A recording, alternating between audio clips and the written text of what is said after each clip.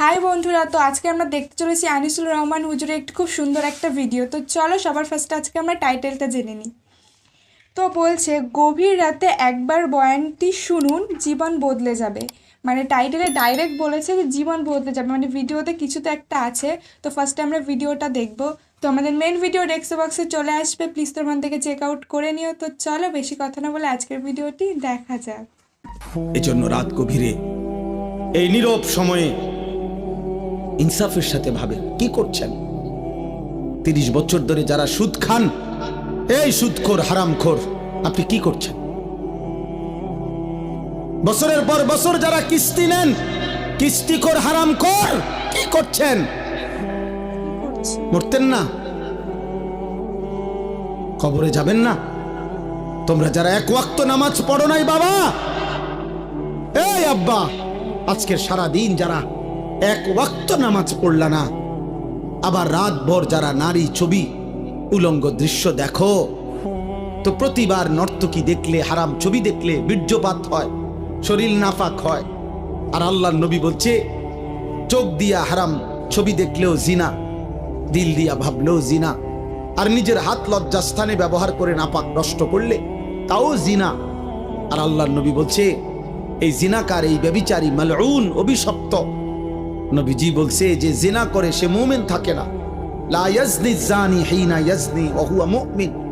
সারাদিনে এক ওয়াক্ত নামাজও পড়লা না, রাতভর ছবি নারী অস্থি দৃশ্য দেখে শরীর নাপাক করে এই যে শুয়ে রইলা, যদি আর ঘুম না ভাঙে, এই রাত যদি আর ভোর না হয়, হ্যাঁ, তো তোমার মৃত্যু কিসের উপরে হইল? তো তোমার আখিরাত কি হবে?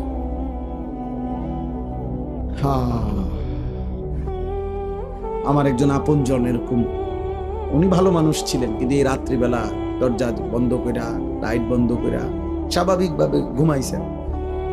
সকালবেলা দরজা খুইলা ভাঙ্গা দেখছে উনি ঘুমের মধ্যেই মরে গেছে। এমনি ছাড়াও কোনোদিন কোনো দুশ্মনের আঘাতে, মিজাইলে, এরকম কত ফিলিস্তিনি বাচ্চা, কত গাজার বাচ্চা, গাজার মা, গাজার বোন, কত ইমানদার ঘুমের মধ্যে বোমার আঘাতে, মিজাইলের আঘাতে উড়ে যায় না? কথা বলে না? তেমন আর কারো উপরে হইতে পারে না। এজন্য বন্ধুদের খপ্পরে পড়ে নষ্ট হইও না বাপ। অসৎ বন্ধু, অসৎ বন্ধু তোমারে হাসি দিয়া দুর্বল করে দিবে। অসৎ বন্ধুর খপ্পরে নষ্ট হইও না। সমবয়সী সব সময় দুষ্ট হয়, অধিকাংশ। সমবয়সী যদি চরিত্রহীন হয়, ওর বন্ধুত্ব বিষের চাইতেও ক্ষতিকর। তোমার সময় না আর কি, ওই যদি বেনামাজি হয়, ওই যদি চরিত্রহীন হয়, লম্পট হয়, তাহলে ও তোমারে শেষ করে দিবে। ও তোমার শেষ পর্যন্ত নারীর ফাঁদে, মদের ফাঁদে, জুয়ার ফাঁদে ঢুকাই এই ছাড়। তোমারে চরিত্রহীন বানাবেই বানা, কারণ শয়তান তার সাথে সবার থাকে। এজন্য কোরআনুল কারীমের মধ্যে আছে একেবারে স্পষ্ট, কোরআন শরীফের আয়াত, কিয়ামতের দিন নাফরমান পাপী নিজের আঙ্গুল নিজের দাঁত দিয়ে এরকম কামড়াইতে কামড়াইতে বলবে, ইয়া লাইতানি লাম আত্তাখিজ ফুলানান খলিলা, হায় আফসোস আমি যদি তাকে বন্ধু না বানাইতাম, যে আমাকে মন্দ পথে নিছে, যে আমাকে অসৎ রাস্তা নিছে। কোনো মদখোর নিজের থেকে শুরু করেন, একজনও না, তাকে কোনো বন্ধু মদের আড্ডায় নিছে। কোনো জুয়ারি, যারা জুয়া খায়, জুয়া খেলে অনলাইনে, এখন অনেক যুবক মোবাইলে জুয়া খেলে, হাজার হাজার টাকা, হায় বাবার হাজার হাজার টাকা, বাবারও শেষ পর্যন্ত ফকির বানায়, ওই অসৎ নিজেও শেষ পর্যন্ত ফকির হয়েছে। হ্যাঁ, এই ছেলেকেও কোনো অসৎ বন্ধু জুয়ার আড্ডায় নিয়ে গেছে, কোনো নারীর আড্ডায়, কোনো হারাম মেয়ের সাথে সম্পর্ক করে দিছে কোনো অসৎ বন্ধু। এজন্য মনে রাখবা বাবা, যেই মেয়ে, যেই নারী বিবাহ বহির্ভূত সম্পর্ক করে, ও অসৎ, ও চরিত্রহীন। যদি বোরকা না, একবারে লেফ কম্বলও গাও দেয়। আর কোন ছেলের সাথে বিবাহ বহির্ভূত কোনো সম্পর্ক করে, ওই নষ্টা নারী, ও অপবিত্র নারী, ও চরিত্রহীন নারী। বিবাহ বহির্ভূত কোনো প্রেম হয় না, বিবাহ বহির্ভূত কোনো ভালোবাসা হয় না। ভালোবাসা বিবাহ বহির্ভূত হতেই পারে না। বিবাহ বহির্ভূত জিনা, বিবাহ বহির্ভূত ব্যভিচার, বিবাহ বহির্ভূত সকল সম্পর্ক জিনা, জিনা, ব্যভিচার, লম্পট, লাম্পট্য, এটা অসভ্যতা, চরিত্রহীনতা, বেহায়াপনা, বেলেল্লাপনা। ওই মানুষ কষ্ট পাবে। আমার নাম আনিসুর রহমান, আমি বলে দিলাম। হে নওজোয়ান, ছেলে, তোমরা এই জায়গার ছেলেরা কথা কইও না। আব্বা চলে যাও, নাই তো দোস্ত উঠে চলে যাও, কোনো আপত্তি নাই আমার। আমি কোনো ভোট চাচ্ছি না তোমার কাছে, খামখেয়ালি করো না। তোমার মতো দুই চারজন ফালতু না বসলে কিচ্ছু হবে না। সাবধান, আমি খামখেয়ালি পছন্দ করি না। আমি কোনো ভোট চাইতে আসি নাই। শ্রোতা আমি কখনোই গুনি না যে মানুষ কয়জন, সংখ্যা গুনার কোনো দরকার নেই আমার। এই জন্য দয়া করে আমি অনুরোধ করছি, প্রত্যেকটা ছেলে, একটা ছেলেই মনে করো বাপ, তুমি ফিরে আসো। তুমি কোনো হারাম নারীর খপ্পরে পড়ো না। ও তোমার শেষ করে দিবে, ও তোমার শেষ করে দিবে। এই পৃথিবীতে কখনোই কখনোই এই পৃথিবীতে হারাম সম্পর্কের পরে বিবাহিত সম্পর্ক সুখের হয় না, পৃথিবীর ইতিহাসে নাই। নাই তো সুন্দরী রূপসী, পরমা সুন্দরী রূপসী নর্তকী নায়িকা, তার কেন 10 বার বিয়ে হয়? বেটির সমস্যা কি তা? হ্যাঁ, বেটির সমস্যাটা কি? এ বুড়িকা বছরের এই মাথায় মাথায় বিয়ে করে। হ্যাঁ বলো না ভাই, বেটির সমস্যা কি? বুঝা গেল ঠিক ঠকায়।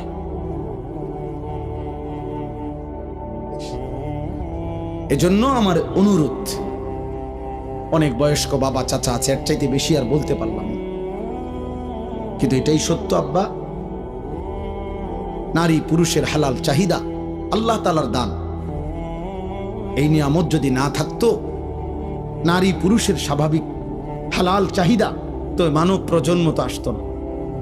আমিও তো, তুমিও তো এক পবিত্র মা বাবার ভালোবাসার ফসল। আমার মা বাবার পবিত্র ভালোবাসা না থাকলে আমি হইতাম কেমন? তোমার মা বাবার পবিত্র ভালোবাসা না থাকলে তুমি হইতা কেমন? কাজেই নারী পুরুষের, স্বামী স্ত্রীর পবিত্র এই হালাল চাহিদা, এ তো ঠিক আছে। আর সেটা তো হালাল ভাবে পূরণের ব্যবস্থা আল্লাহ যেহেতু আদম হাওয়া থেকে শুরু করে এই পর্যন্ত করছেন, তোমার বেলায়ও হবে।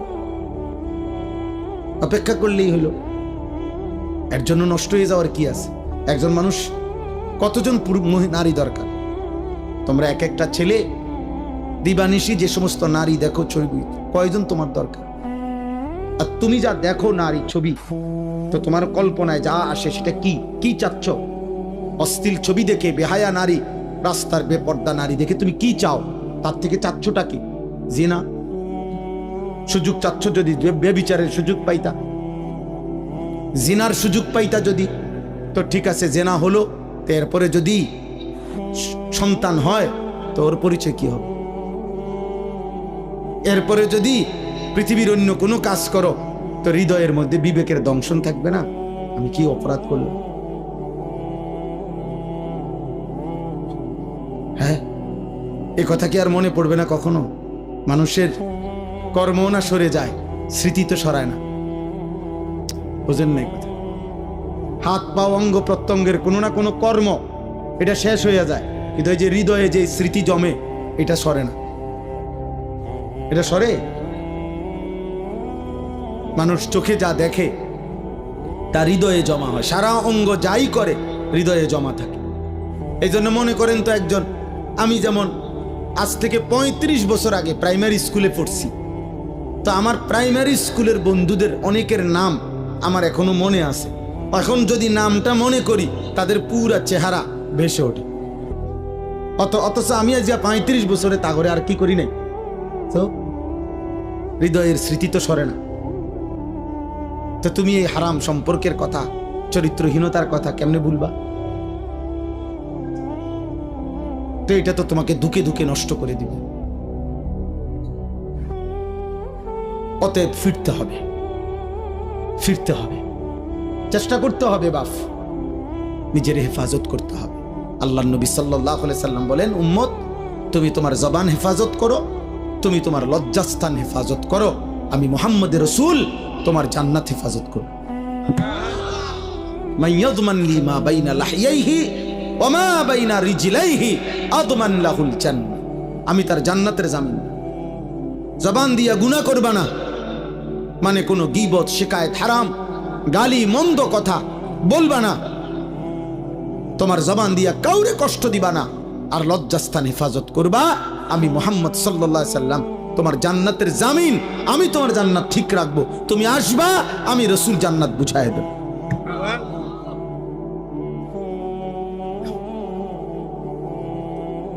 আল্লাহ তাআলা আমাদেরকে তৌফিক দান করেন।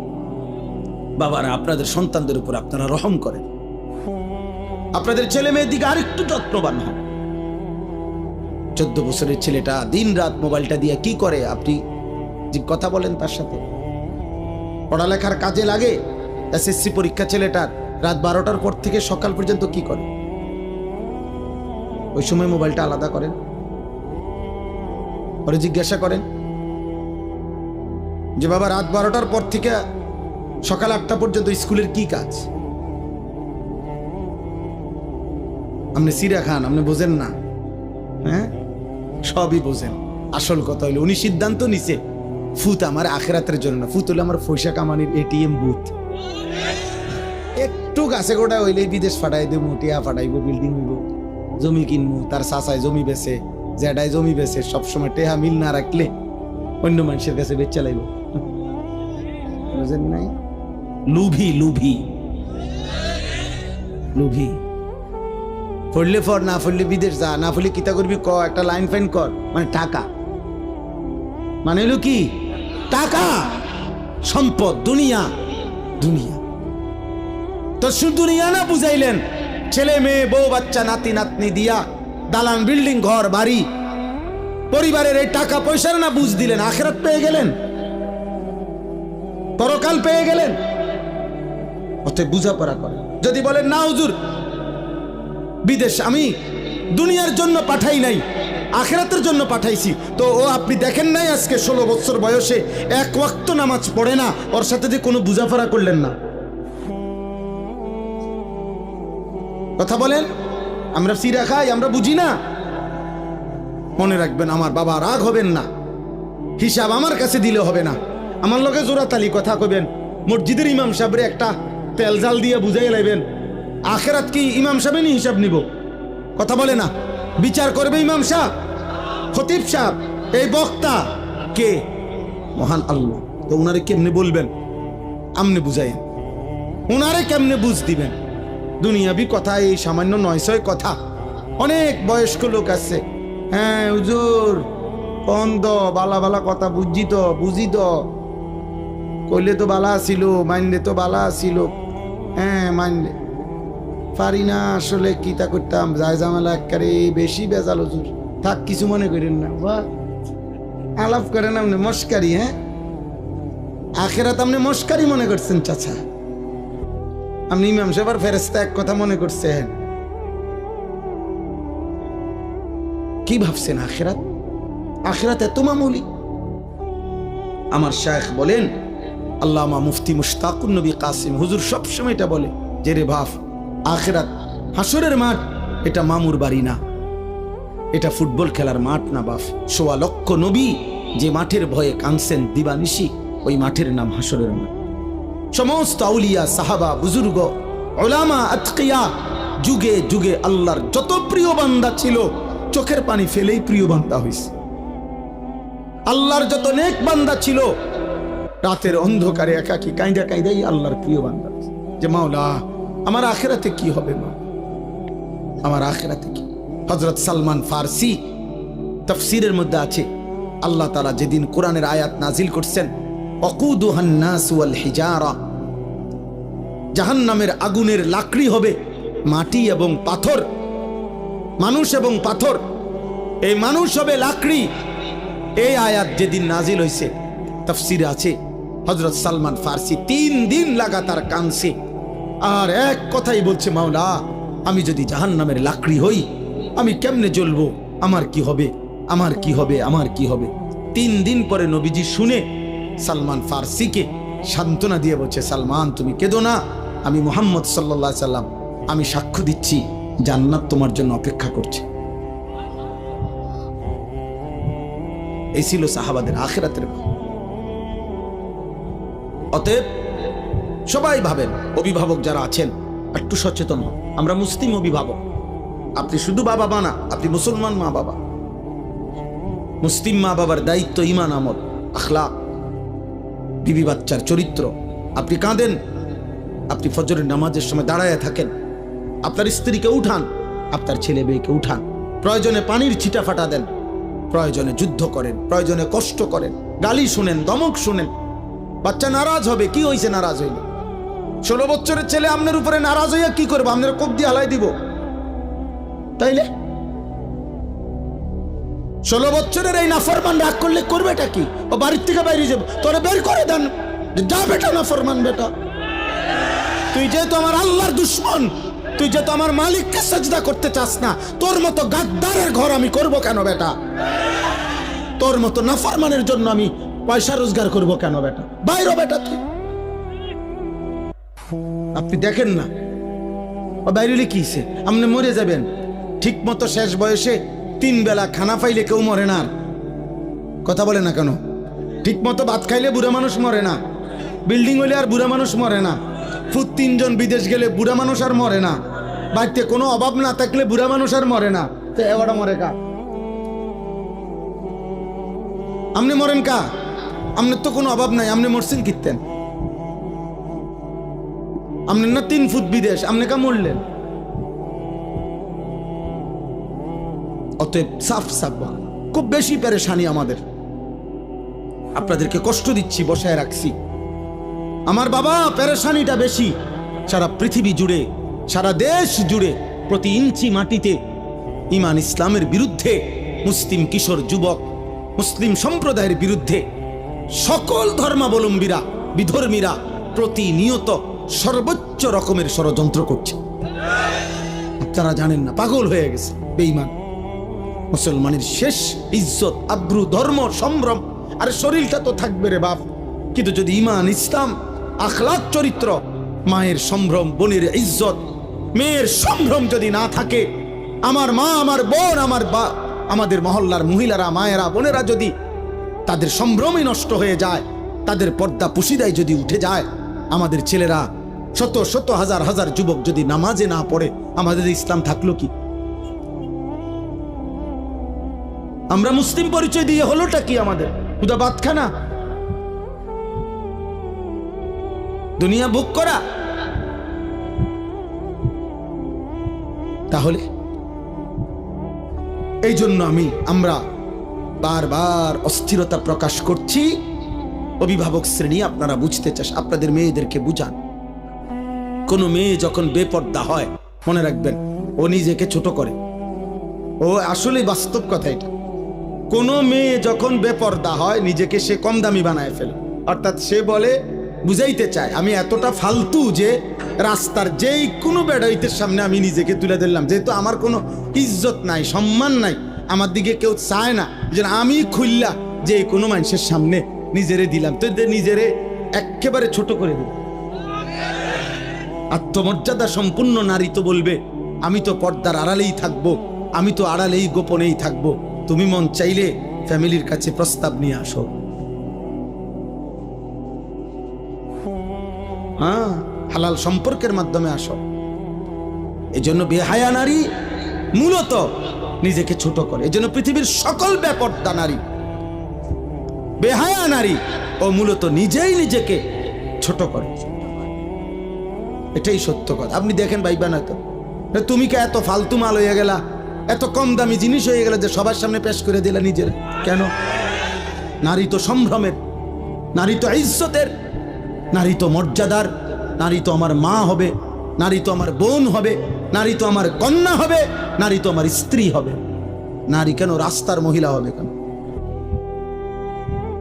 যে নারী বেপর্দা বেহায়া, তার আর আছে কি? যা ছিল তা তো দেখাইয়ে এলেছে। আছে কি আর বেটা? কিচ্ছু পাইতা না তো। মোবাইলের ওই নর্তকী কিচ্ছু নাই, যা ছিল দেখাইয়েই তোলাইছে, যা তো দেখাইয়েই ফেলছে সে। ওর কাছে তো আর কিছুই নাই, কিছুই না। ভালোবাসা বলতে তো নাই, ভালোবাসা তো সে জনে জনে বিক্রি করে দিছে। তার থেকে তুমি কেমনে ভালোবাসা পাইবা বাবা? আল্লাহ আমাদেরকে হেফাজত করেন, আল্লাহ আমাদের আখলাকের হেফাজত করেন। চলেন এই আয়াতগুলোর তর্জমা বলি, তাহলেই আমার কথা শেষ। এই ছোট্ট ছোট্ট কয়েকটা আয়াত পড়ছি আমি, এই আয়াতগুলোর তর্জমা সংক্ষেপে বলি, শুনলেই বুঝবেন। আল্লাহ তাআলা বলেন, আয়াহসাবুনা আন্নামা নুমিদ্দুহুম বিহি মিন মালিন ওয়া বানিন। এই আর 5-7 মিনিট, আমার হিসাব আছে 11:49 বাজে, ইনশাআল্লাহ 12টার ভিতরে শেষ।